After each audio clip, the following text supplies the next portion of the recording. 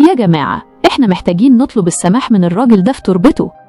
كلنا سمعنا حكاية عماد عبد الحليم وإنه مات مرمي على الرصيف، والكل طلع فيه القطط الفطسانة ونهش في سيرته.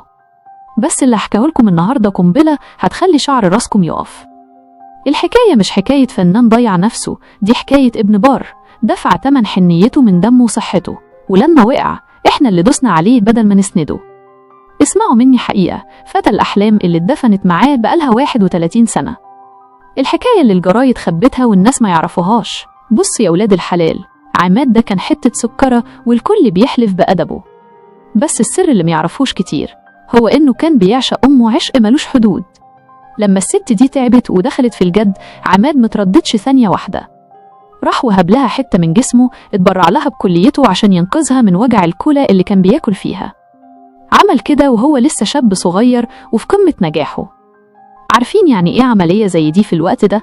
يعني صحته راحت في الرجلين وما بقاش قادر يصلب طوله زي الأول. بس هو كان بطل، كان بيطلع يغني ويضحك لنا وهو من جوه تعبان والوجع ما بيسكتش في جسمه بسبب العملية. وهنا بقى أصل الحكاية والسر اللي الكل خباه. المسكنات التقيلة اللي كان بياخدها عشان يقدر يواصل ويقف يصور أفلامه ويغني للناس هي اللي جرجرت رجله واحدة واحدة للسكة اللي ميرجعش منها. يعني الحكاية ما كانتش مزاج ولا كيافة، ده كان بيهرب من نار الوجع اللي في جسمه اللي ضحى بيه عشان خاطر أمه. ولما أمه ماتت عماد انكسر بجد، حس إن السند اللي ضحى عشانه راح، والوحدة والسكوت بقوا هم أصحابه. وفضل تايه في صراعه مع الوجع اللي في روحه وفي جسمه لغاية ما جت الليلة اللي وجعتنا كلنا، ليلة 20 أغسطس سنة 1995.